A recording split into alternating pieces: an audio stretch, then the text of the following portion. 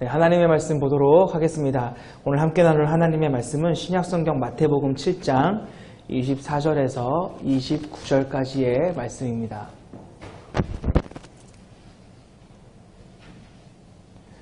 신약성경 마태복음 7장 24절에서 29절까지의 말씀입니다. 네, 우리 한 목소리를 읽도록 하겠습니다. 시작. 그러므로 누구든지 나의 이 말을 듣고 행하는 자는 그 집을 반석 위에 지은 지혜로운 사람 같으리니 비가 내리고 창수가 나고 바람이 불어 그 집이 부딪히되 무너지지 아니하나니 이는 주추를 반석 위에 놓은 까닭이요 나의 이 말을 듣고 행하지 아니하는 자는 그 집을 모래 위에 지은 어리석은 사람 같으리니 비가 내리고 창수가 나고 바람이 불어 그 집에 부딪힘에 무너져 그 무너짐이 심하니라. 예수께서 이 말씀을 마치심에 무리들이 그의 가르치심에 놀라니 이는 그 가르치시는 것이 권위 있는 자와 같고 그들의 서기관들과 같지 아니함일러라. 아멘. 네, 여기 계신 모든 분들은 그 아기 돼지 삼형제라고 하는 얘기를 좀 알고 계시리라 생각을 해요. 다 알고 계신가요? 네, 너무 옛날 얘기라고 하시는 분들 없으시죠? 첫째 돼지는 그 지푸라기로 얼기설기 엮어서 초가집을 지었고, 또 둘째 돼지는 그 나무로 집을 지었고, 셋째 돼지는 그 벽돌로 튼튼한 집을 지었습니다. 일반적으로 이 이야기를 할 때 사람들은 첫째 돼지와 또 둘째 돼지에 대해서 말을 할 때면 뭐라고 얘기하나요? 네, 게으르고 또는 놀고 먹기를 좋아하는 돼지로 묘사를 하고는 합니다. 하지만 한편으로 생각해보면 오히려 가장 지혜롭고 현명했던 것은 첫째 돼지이고 가장 미련했던 것은 셋째 돼지라고 볼 수도 있는 것 같아요. 어떤 경우에 이 첫째 돼지가 가장 지혜로운 돼지가 될 수 있느냐면 바로 미래에 대해서 대비할 필요가 없을 때 이 첫째 돼지는 누구보다 지혜로운 돼지가 됩니다. 무슨 말이냐면 말 그대로 이 돼지의 그 존재적 그 본성에 충실해서 그저 어떻게 하면 조금이라도 더 빨리 일을 끝내버리고 잘 먹고 잘 놀아서 살을 가득 찌워서 한시라도 빨리 자신의 그 살을 찌워서 속히 1등급 한돈으로 팔리는 것이 중요하다고 한다면 이 첫째 돼지처럼 쉽게 집을 지을 수 있고 빠르게 집을 지을 수 있고 오히려 쉽고 빠르게 지어서 그 외의 시간을 이 돼지의 그 존재적 본성에 따라서 그저 먹고 살을 찌우는 데에 시간을 사용하는 것이 가장 지혜롭고 현명하다라는 거죠. 그저 먹고 노는 것이 중요한데 미래를 대비한다면서 튼튼하게 집을 짓느라 자신의 어떤 돼지의 그 존재적 본성을 잃어버린다면 그제서야 이 셋째 돼지는 가장 미련하고 쓸데없는 짓을 하고 있는 거죠. 그저 놀고 먹는 것이 중요한데 미래에 그 대비한답시고 튼튼하게 집을 짓느라 먹을 것도 제대로 못 먹고 또 오히려 열심히 일을 하는 바람에 살이 빠져버리고 또 무거운 벽돌을 지고 나르면서 근육이 생겨버려서 오히려 등급이 낮은 한돈이 되어버린다면 그래서 팔릴 가치가 없어버린다면 그것만큼 쓸데없고 미련한 것은 없다라는 거죠. 미래를 대비할 필요가 없다면 셋째 돼지가 지은 벽돌 같은 집은 오히려 불필요한 낭비라는 말입니다. 이 건강보험 역시 마찬가지입니다. 요즘이야 만기 때 돌려받을 수 있는 그 보험이 꽤나 많이 생겼지만 그렇지 않다면 이 보험은 어떤 경우에는 지혜로운 것이 되기도 하고 어떤 경우에는 미련한 것이 되기도 합니다. 물론 아프지 않는 것이 가장 좋겠지만 만약 그 보험의 조건에 맞는 질병이 나에게 생긴다면 그 건강보험을 선택한 것은 어떤 것보다도 지혜로운 것이 될 것입니다. 하지만 만약에 그 질병이 나에게 생기지 않아서 대비 자체를 할 필요가 없었다면 그래서 이 보험금을 그냥 날려버리게 된다면 그것은 정말 미련한 것이 될 것입니다. 하지만 그렇다고 보험을 들어놓고 그 질병이 걸리기를 바라는 사람도 아마 없을 것입니다. 제가 하고 싶은 말은 이 미래에 대한 변수가 그 선택을, 지금 내가 한 선택을 지혜롭게 하기도 할 것이고 미련하게 하기도 할 것이라는 말입니다. 당장은 그 선택이 지혜로운지 미련한 것인지 알 수도 없고 어느 누구도 그것을 가지고 함부로 판단할 수도 없으며 당장은 지혜로운 것 같았어도 결국은 미련하게 되는 것, 반대로 당장은 미련한 것 같지만 결국은 지혜롭게 되는 것은, 이 모든 것은 결국 다 미래에 대한 변수에 의해서 결정된다라는 것입니다. 앞서 말씀드렸던 이 아기 돼지 삼형제 이야기에 있어서 셋째 돼지가 가장 지혜로울 수 있고 현명할 수 있었던 이유, 그 변수는 무엇인가요? 네, 바로 늑대입니다. 늑대가 나타나면서부터 누가 지혜로웠고 누가 현명했는지가 나타나게 되는 것입니다. 늑대가 나타나서 첫째 돼지의 지푸라기 집을 날려버리고 둘째 돼지의 나무집을 부숴버리게 되면서 결국 가장 늦게 지었지만, 가장 힘들게 지었지만, 가장 많은 돈을 투자해서 지었지만 늑대로부터 이 아기 돼지 삼형제 모두를 지킬 수 있었던 셋째 돼지가 가장 지혜롭고 현명할 수 있었던 것은 바로 이 늑대라고 하는 변수 때문입니다. 우리 예수님께서는 오늘 우리가 읽은 이 본문 앞에서 좁은 문으로 가라고 하셨습니다. 하지만 이 좁은 문이 무조건 맞는 말이라고 누가 확신할 수 있을까요? 변수가 없다면, 미래에 대한 변수가 없다면 오히려 좁은 문으로 가는 것은 누구보다도 미련한 짓입니다. 변수만 없다면 넓고 모두가 함께 갈 수 있는 안정적인 그 넓은 문으로 가는 것이 훨씬 더 좋은 것이고 훨씬 더 지혜로운 것이라는 말이죠. 하지만 이 넓은 길에 변수가 있다라는 겁니다.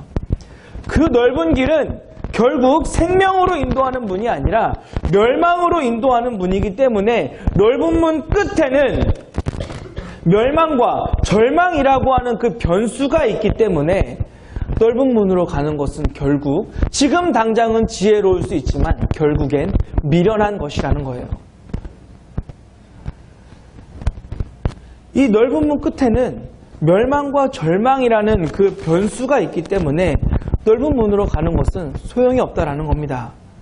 이 생명이라고 하는 변수 때문에 누가 봐도 미련해 보이는 이 좁은 문이 결국 지혜롭게 되는 것이고, 멸망이라고 하는 이 변수 때문에 누가 봐도 지혜롭게 보이고 안정적으로 보이는 이 넓은 문은 결국 미련하게 된다라는 것이죠. 예수님께서는 이렇게 좁은 문에 대해서 말씀하신 이후에 반석 위에 지은 집에 대해서 말씀하셨습니다. 좁은 문으로 가라고 하는 이 예수님의 말씀을 듣고 반석 위에 집을 지은 사람은 지혜로운 자와 같고, 반대로 모래 위에 집을 지은 사람은 어리석은 사람과 같다라고 말씀하셨어요. 참 쉬운 말씀이 아닐 수 없습니다. 왜냐하면 지혜 있는 자와 어리석은 자가 금방 식별이 될 것 같기 때문이에요. 그냥 딱 봤을 때 모래 위에 집을 짓고 있다면 저 사람은 어리석은 사람이고, 반석 위에 집을 짓고 있다면 저 사람은 지혜 있는 사람이기 때문에 참 식별하기 쉬워 보인다는 거죠. 그냥 이 말씀만 들었을 때는 식별하기가 쉬운 것 같아요. 그런데 또 이 말씀이 참 애매하기도 한 것이, 그럼 도대체 누가 모래 위에 집을 짓는 사람일까요? 또 반대로 도대체 누가 반석 위에 집을 짓는 사람일까요? 그냥 말씀만 들었을 때는 얼핏 보면 그냥 식별이 가능할 것 같은데 그 기준이라고 하는 것이 참 애매하다라는 겁니다. 그리고 어떤 정신 나간 사람이 모래 위에다가 집을 지을까요? 그리고 이 모래 위에 집을 짓는 사람은 도대체 어떤 생각을 가지고 모래 위에다 집을 지었을까요? 이 모래 위에 집을 짓는다고 생각하면 우리가 쉽게 생각할 수 있는 것은 바로 해변입니다. 해변가에서 두꺼비 집을 지을 것이 아니라면, 해변가에서 모래를 가지고 집을 지을 것이 아니라면, 그래서 언제 무너져도 웃을 수 있고 무너져도 쉽게 다시 지을 수 있는 집을 짓는 것이 아니라면, 살려고 짓는 것이 아니라 무너져도 그만, 안 무너져도 그만인 집을 짓는 것이 아니라면 제정신이 아니고서야 그 어느 누구도 이 모래 위에 집을 지을 생각은 하지 않는다라는 겁니다. 물론 이 말씀은 비유이기 때문에 그냥 과장해서, 핵심을 드러내기 위해서 과장해서 한 말이라고 생각할 수도 있겠지만, 제 생각에 이 말씀은 이미 우리의 그 일상생활에서 빈번하게 나타나고 있는 일을 보시면서 우리 예수님께서 묘사하신 거라고 생각을 해요. 왜냐하면 오늘 이 비유는 우리가 생각하고 있는 것처럼 모래 위에 집을 짓는 사람은 해변가에다, 반석 위에 집을 짓는 사람은 산 위에다가 짓는 것이 아니기 때문입니다. 그러니까 많은 분들이 이 말씀을 읽으면서 오해하는 것이, 누구는 모래사장에다가 집을 짓고 누구는 바위를 찾아서 그 위에 집을 짓는 것으로 생각을 해요. 하지만 그것이 아닙니다.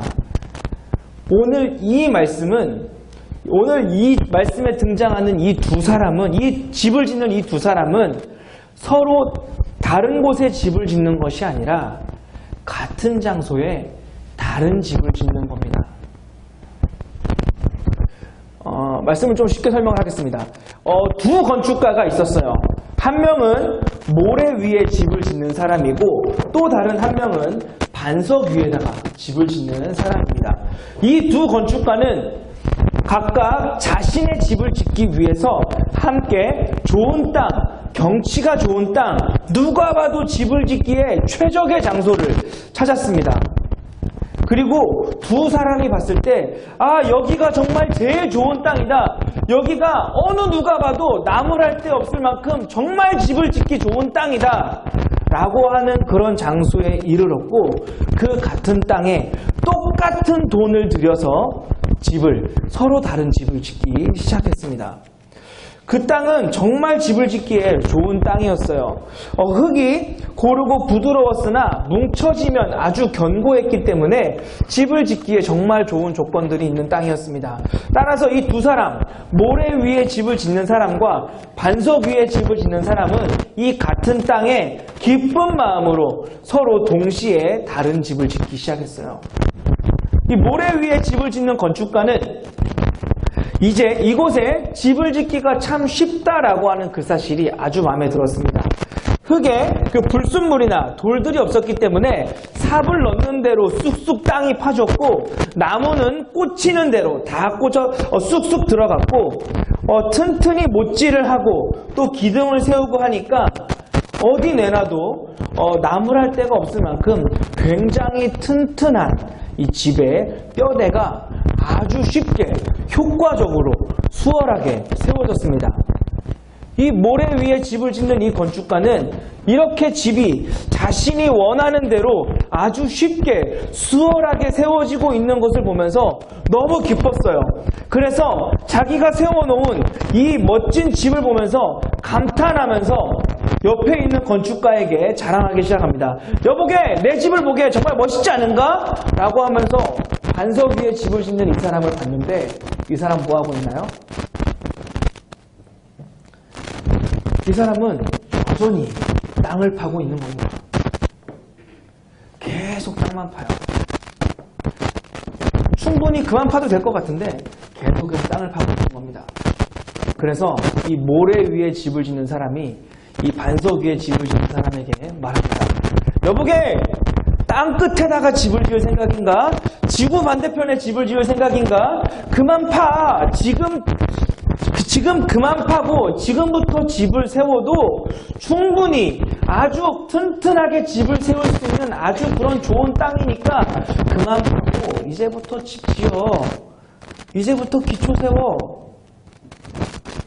그러나 이 반석 위에 집을 짓는 사람은 그 말을 들었습니다. 하지만 계속해서 땅을 팝니다.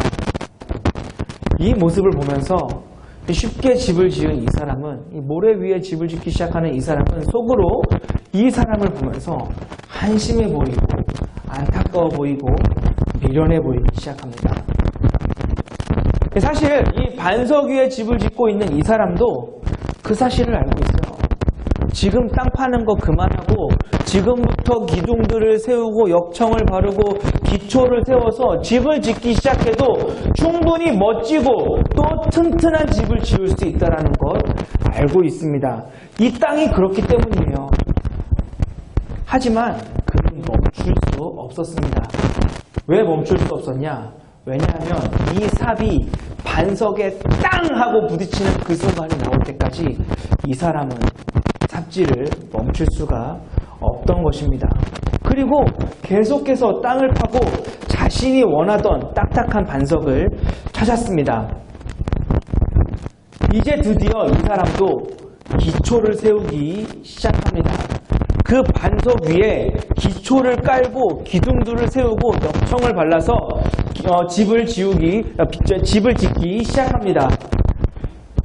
이 기초 공사를 하는 데만도 이 모래 위에 세운 사람보다 2배나 시간이 들었고 자신 역시 배나 고생을 했으며 재료 또한 배나 들어가서 재정적인 손해도 만만치 않았습니다. 이제 그러다가 살짝 이렇게 옆을 보니까 이 모래 위에 집을 짓기 시작한 사람은 이미 벽을 다 세웠고 대문을 달았고 또 집에 페인트 칠을 마쳤고 집이 완성되어서 아주 화려하고 웅장하게 집을 꾸미고 있더라라는 겁니다. 훨씬 더 많은 시간과 훨씬 더 많은 재정을 이 집을 꾸미는 데에, 집을 화려하게 하고 그 집에 필요한 물건들을 구입하는 데 이 사람은 쓰고 있던 거예요. 따라서 누가 봐도 아름답고 웅장한, 남들이 부러워할 만한 집을 짓고 있더라라는 겁니다. 이 모래 위에 집을 지은 사람은, 그 사람의 집은 규모도 엄청나게 컸고 외관도 너무나 화려했어요. 왜냐하면 기초공사에 들어갈 예산을 많이 아꼈기 때문에 그 집의 외관과 그 내부를 채우는 데에 그 절약한 예산을 사용할 수 있었습니다. 고급 인테리어 재료들로 내부를 장식했고 값비싼 가구들로 집을 채웠어요. 그러나 반면에 이 반석 위에 집을 지은 사람은 땅을 너무나 오랫동안 판 까닭에 이 공사 기간이 배나 걸렸고 또 너무나 땅을 깊이 팠기 때문에 기초공사에 너무나 많은 예산이 들어갔어요. 따라서 이제는 집을 지을 수 있는 돈들이 빠듯한 겁니다. 집의 규모를 예정보다 줄여야 했고 외관을 꾸미는 사치를 부릴 여유도 없어서 그저 집 내부에도 그 필요한 가구들 외에는 그 어떤 것도 들이지 못했습니다. 여러분들이 생각했을 때 둘 다 똑같이 튼튼한 집이라고 한다면 어떤 집이 더 잘 지은 것 같습니까? 누가 더 잘 지은 집인가요? 누가 더 효과적으로 효율적으로 집을 더 잘 지었습니까? 누가 더 잘 지었는지 판단할 때 우리가 오해하지 말아야 할 것은 이 모래 위에 지은 집을 날림이라고 가정할 이유와 근거가 전혀 없다라는 겁니다. 이 사람이 워낙 게으른 사람이라서 땅을 적게 판 것이라고 말할 수도 없어요. 왜냐하면 기초가 달랐을 뿐, 땅을 덜 팠을 뿐, 반석 위에 짓지 않았을 뿐, 이 사람은 절대로 무너질 집을 지은 것이 아니기 때문입니다. 재료를 빼돌린 것도 아니기 때문입니다. 아주 튼튼한 재료들로 아주 튼튼하게 지은 집이라는 거예요. 주어진 환경과 또 조건 속에서 아주 성실하게 지은 집이기 때문에 어느 누구도 이 집만 보면서, 쉽게 지은 이 건축가를 보면서, 이 모래 위에 집을 지은 이 사람을 보면서 게으르다고 어리석다라고 할 수 없다라는 거예요. 또한 우리 예수님께서도 이 모래 위에 집을 지은 이 건축가의 태도를 불성실하다고 말씀하지 않으셨기 때문에 우리는 이 집을 날림이라고, 부실공사라고 할 수 없다라는 겁니다. 자, 그렇다면 이 둘 중에 누가 더 집을 잘 지은 겁니까? 누가 더 집을 잘 지은 건가요? 또 또한 우리는 이 말씀을 보면서 이 모래 위에 집을 지은 사람은 예수님을 믿지 않는 사람들이라고, 반석 위에 집을 지은 사람은 예수님을 믿는 사람들이라고 생각할 필요도 없습니다. 왜냐하면 예수님을 믿지 않는 사람들 중에서도 아주 성실하게 주어진 일들을 감당하는 사람들이 분명히 있기 때문입니다. 또한 반대로 안타깝지만 예수님을 믿지 않는 사람들 중에서도 주어진 일들에 불성실한 사람들이 분명히 있다는 거죠. 예수님을 믿는 사람이나 예수님을 믿지 않는 사람들이나 그 성실하게 사는 사람들이라면 어느 누구도 자신이 지금 모래 위에 집을 짓고 있다라고 생각하는 사람들은 없을 것입니다. 혹시 여기에 인생의 집을 지으시면서 나는 지금 모래 위에 집을 짓고 있다라고 생각하고 계신 분들 계십니까? 게으르게 또는 부실하게 집을 짓고 계신 분들이 계십니까? 아마 어느 누구도 내 인생이라고 하는 집을 지으면서 게으르고 부실하게 짓는 분들은 없을 것입니다. 내 인생이라고 하는 집을 위해서 얼마나 열심히 온 힘과 정성을 다해서 그 집을 짓고 있는데 어떻게 그 모습을 보면서 어느 누가 감히 게으르고 미련한 자라고 말할 수 있겠느냐는 말입니다. 이 말씀은 성실하냐 불성실하냐 게으르냐 부지런하냐 예수님을 믿느냐 믿지 않느냐를 말하는 것이 아니라는 거예요. 쉽게 이 모래 위에 집을 지은 사람은 최선을 다해서 집을 지었습니다. 그 집은 쉽게 무너질 집이 아니에요. 오히려 가장 뛰어난 설계자의 도움을 받아서 그 땅에 최적화된 집을 설계했을 것이고 가장 과학적으로 그리고 시간과 재정 그리고 여러 가지 환경들을 따져가면서 가장 효율이 높은 집을 지은 것입니다. 지나가던 사람들은 그 집을 찾아와서 어떻게 이렇게 빠른 시간에 이런 훌륭한 집을 지었느냐며 어떻게 이렇게 집을 아름답게 지을 수 있었느냐며 감탄했고 효율 좋고 수완 좋은 사람이라면서 무슨 일이든지 맡기면 척척 해낼 또 적은 투자에 가장 큰 성과를 거둘 수 있는 사람이라며 이 모래 위에 집을 지은 사람을 칭찬했습니다. 누가 봐도 정말 튼튼하고 근사해 보이는 집이에요. 이 두 건축가가 지은 이 집의 차이는 어떤 재료를 사용했느냐도 아니고 어떤 건축 방법을 사용했느냐도 아니며 어느 집이 더 튼튼하게 지었느냐도 아닙니다. 사실 따지고 보면 이 모래 위에 집을 지은 사람이 훨씬 더 능력 있는 방법으로 집을 지은 것이고 인정받는 방법으로 집을 지은 것이고 훨씬 더 효율적으로 효과적으로 집을 지은 것이고 모래 위에 집을 지은 사람이 훨씬 더 지혜로운 사람이라는 말이에요. 그러나 여러분, 이 두 집의 성공과 실패를 나누는 최대의 변수가 뭔지 아십니까? 이렇게 잘 지은 두 집의 성공과 실패를 나누는 최대의 변수는 얼마나 빨리 지었는가, 얼마나 큰 집을 지었는가, 얼마나 작은 집을 지었는가, 얼마나 예쁜 집을 지었느냐, 아니면 그 안에 얼마나 멋진 가구들을 들여놨느냐가 아닙니다. 이 두 집의 최대의 변수는 바로 홍수입니다. 홍수만 나지 않는다면 이 모래 위에 집을 지은 사람이 훨씬 지혜로운 사람이고 홍수만 나지 않는다면 모래 위에 집을 지은 사람이 훨씬 더 능력 있는 사람이고 이 홍수만 나지 않는다면 이 모래 위에 집을 지은 사람이 훨씬 더 사회에서 인정받는 사람이며 홍수만 나지 않는다면 이 모래 위에 집을 지은 사람이 훨씬 더 지혜로운 사람인 겁니다. 그러나 홍수가 있기 때문에 지금 문제가 된다는 것이죠. 홍수만 없다면 누가 뭐래도 모래 위에다가 집을 지어야 하는 거예요. 하지만 홍수가 나면 바람이 불고 비가 내리고 사방에서 물이 터져나오고 물이 차기 시작하면 이 모래 위에 지은 집은 그것이 아무리 화려하고 아무리 멋지고 효율적이었다 해도 모든 것이 물거품이 됩니다. 그 자랑하던 것들은 가장 부끄러운 것이 되고 지혜롭게 보이던 것들은 가장 어리석게 되는 것입니다. 따라서 홍수만 나지 않으면 됩니다.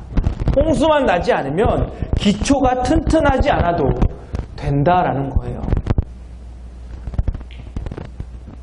만약 우리가 집을 구해야 하는 상황이라고 가정을 해보겠습니다. 아마 여기 계신 분들은 그 나름의 그 좋은 집에 대한 기준들을 다 가지고 계실 거예요. 이 집의 생활 동선이 어떤지, 냉난방과 단열은 잘 되고 있는지, 주변은 조용한지, 물은 잘 나오는지, 집은 빛이 얼마나 잘 들어오는지, 환기는 잘 되는 집인지, 교통은 얼마나 편리한지 여러 가지 그 조건들과 기준들을 가지고 계실 것입니다. 그리고 앞서 말씀드린 이 조건들이 더 좋은 집들을 아마 다들 같은 가격이라면 선호하실 것이고 그 집을 더 좋은 집이라고 말하실 거예요. 그렇다고 이런 조건들이 잘 맞는 집을 고르면서 속으로는 이 집이 날림이면 어쩌나, 홍수나 지진이 일어났을 때 이 집이 날림이어서 다른 것보다 더 큰 피해를 입는 것은 아닐까 걱정하면서 집을 구하는 사람들은 없을 거라는 말입니다. 그저 가슴 한편에 홍수가 없기를 바라면서 지진이 없기를 구하면서 이런 조건들이 좋은 집들을 구할 것이라는 거죠. 만약 홍수가 없기를 바라면서 지진이 없기를 바라면서 아니 아예 애초에 그런 것들은 생각조차 하지 않고 사람들이 부러워할 만한 집들을 선택할 것이라는 말입니다. 이 문제는 어떤 재료를 써서 지었는가의 문제가 아니고 얼마나 실용적으로 집을 지었는가의 문제도 아닙니다. 이 문제는 홍수가 났을 때 견딜 만한 기초 위에 집을 지었느냐의 문제인 겁니다. 어디에다가 집을 지었느냐의 문제인 거예요. 기초가 없는데 제 아무리 튼튼하고 좋은 재료로 집을 짓는다 한들 이 홍수 앞에서 다 물거품인 것입니다. 이 복음을 말하고 십자가를 말하지만 결국 원하는 것이 내 안에 내 마음속에 원하는 것이 성공이고 성장이라면 그것은 모래 위에 집을 지은 것과 같습니다. 복음을 말하고 사랑과 섬김을 말하고 있지만 사실 그 말을 하고 있는 목적이 내가 나타나고 내가 섬김을 받고 내가 사람들 위해 군림하는 것이라면 결국 그 복음이라고 하는 사랑이라고 하는 좋은 재료를 가지고 있지만 결국 모래 위에 집을 짓는 것과 다르지 않다라는 거예요. 성실함과 진실함을 말하고 있지만 결국 원하는 것이 명예이고 재력이라면 돈이라면 그것은 모래 위에 집을 지은 것에 불과한 것입니다. 성공과 성장과 명예와 같이 잠깐 스쳐 지나가게 될 그 현상들은 절대로 목적이 될 수 없는 겁니다. 질문 하나만 하겠습니다. 여러분들은 왜 예수님을 믿으십니까? 왜 예수님을 믿기로 결심하셨습니까? 여러 가지 이유가 있겠지만 그저 다른 종교들이 말하는 것처럼 내 인생에 화가 없기를 바라는 마음으로 내 인생에 복을 위해서 우리 예수님을 믿기로 하신 것이라면 그것은 모래 위에 집을 지은 것과 다르지 않다라는 겁니다. 우리가 예수님을 믿는 이유는 우리의 인생에 극복할 수 없지만 반드시 있을 변수 때문에 믿는 것입니다.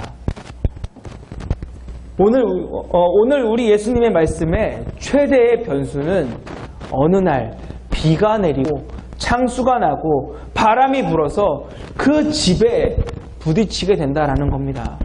그렇게 비가 오고 홍수가 날 때 견딜 수 있는 것만이 바로 진짜인 것입니다.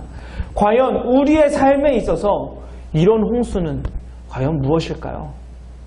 우리가 피할 수 없지만 반드시 만나게 될 그 변수가 무엇일까요? 그 홍수가 무엇일까요? 그것은 바로 우리 하나님 자체이기도 하고 또 우리 인생에 반드시 찾아올 죽음이기도 하고 또는 언젠가 우리가 하나님 앞에 서게 될 바로 하나님의 심판이기도 합니다. 우리 하나님만 우리의 인생에 없다면 아마 우리의 생각과 판단은 참 쉬워질 것 같아요. 내 마음대로 하면 되기 때문입니다. 하나님만 없으면 우리의 인생은 참 편할 거예요. 거치는 것이 없기 때문입니다. 거칠 것이 없기 때문이에요. 죽지만 않는다면, 우리의 인생에 죽지만 않는다면 모든 것이 참 쉬워질 것입니다. 언젠간 반드시 기회가 있기 때문입니다. 우리가 죽지만 않는다면 모든 것이 편해질 것입니다. 왜냐하면 모든 것이 내 손에 있을 수 있기 때문입니다. 하나님의 심판만 내 인생에서 사라진다면 모든 것이 내 맘대로일 것이고, 하나님의 심판만 없다면 내 모든 것이 자유로워질 텐데, 하나님 때문에, 그리고 우리는 언젠가 반드시 죽기 때문에, 그리고 언젠가 반드시 하나님의 심판이 있을 것이기 때문에, 홍수가 나는 그 일이 반드시 있기 때문에 우리 인생에 있어서 기초가 중요한 것입니다. 그 하나님 앞에서 내 인생을 돌아보는 것, 그것이 아니라면 어떤 재료를 썼는가, 얼마나 큰 집을 지었는가 하는 것은 그리 큰 의미가 없다라는 겁니다. 많은 사람들이 인생을 계획할 때 우리 하나님을 계산하지 않아요.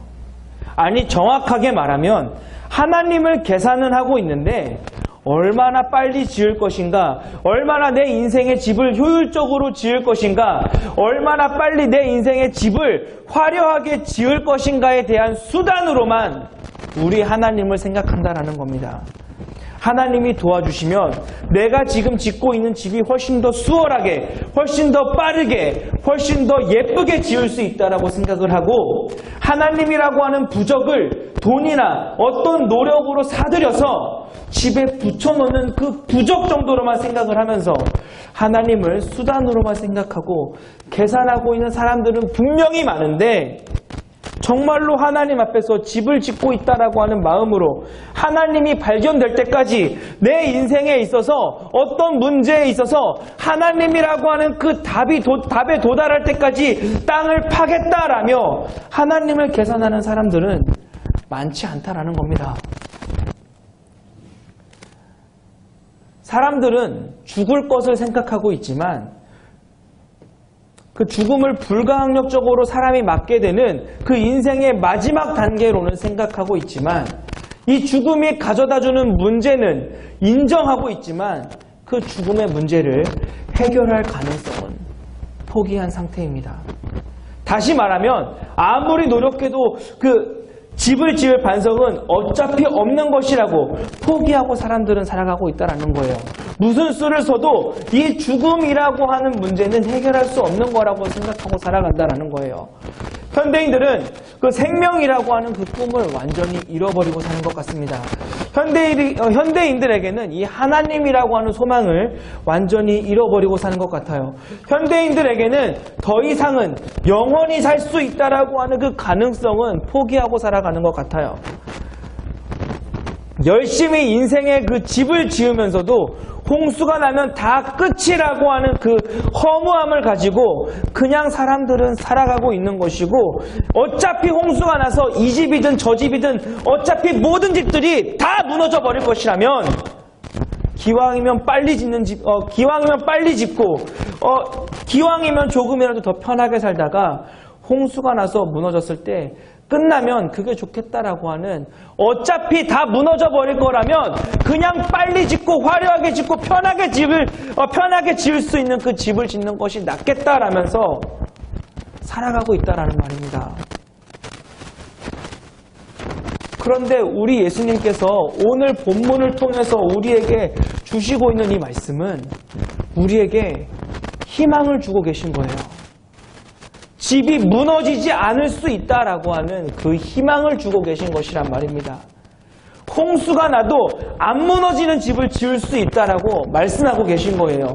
죽음을 뛰어넘고 그 죽음의 현실을 우리가 극복하고 다시 살아나서 영원히 살 수 있는 그 길이 있다라고 말씀하고 계신 것입니다. 내가 내 위에 집을 짓는다면 예수 그리스도의 그 죽으심과 그리스도의 고난과 예수 그리스도를 통한 하나님의 사랑에 의지해서 내가 집을 지을 수 있다면, 그렇다면 홍수가 나도 죽음이 와도 하나님의 심판이 와도 그 집은 무너지지 않는다라고 말씀하고 계신 것입니다. 홍수가 나도 견딜 수 있는 집, 죽음도 무너뜨릴 수 없는 그 집이 있습니다. 바로 반석 위에 세운 집입니다. 예수 그리스도의 말씀을 의지하고 그 말씀의 기초를 두고 살아가는 인생은 절대로 무너지지 않습니다.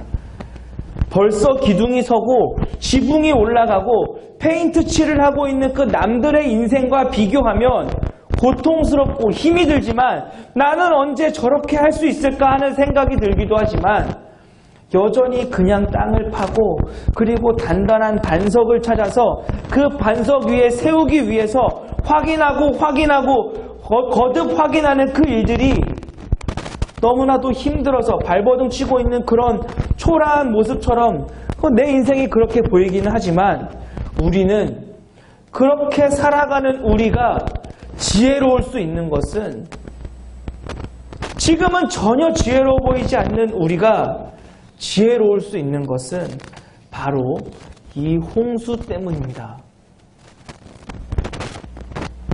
우리의 인생에 하나님이 반드시 계시고 죽음이 반드시 있고 하나님의 심판이 반드시 있다라는 겁니다. 요즘과 같은 경제 위기 속에서 우리는 정말 너무나 마음이 조급해지고 불안해지죠.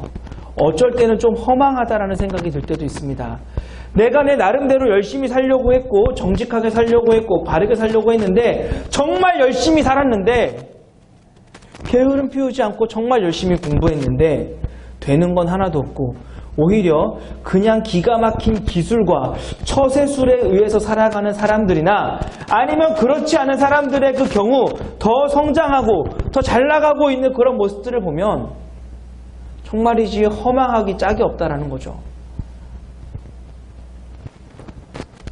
말씀으로 살고 믿음으로 산다라고 하지만 우리가 하나님의 말씀을 붙들고 그렇게 성실하고 진실하게 산다라고 하지만 최선을 다해서 살겠다라고 하지만 그래서 우리는 성공하기보단 더 힘들어지고 더 답답해지고 더 속상해지고 차라리 내가 그냥 이렇게 하지 않고 하나님 의지하지 않고 하나님 안 계시다고 믿고 살았더라면 지금보다 훨씬 더 즐겁고 또 재밌게 살았겠다라는 생각이 들 때가 있다는 거죠. 열심히 하나님을 믿고 섬겼음에도 불구하고 병원 한번 가본 적 없는 우리들의 건강에 빨간불이 들어오기 시작한다면 갑자기 아직 완성되지 않은 우리의 인생의 집이 너무나 초라해 보여서 정말 불안해진다라는 말입니다. 내가 이거 하자고 여기까지 왔나 싶다라는 거예요. 내가 이렇게 되자고 하나님 믿었나 예수님 믿었나 싶다라는 겁니다.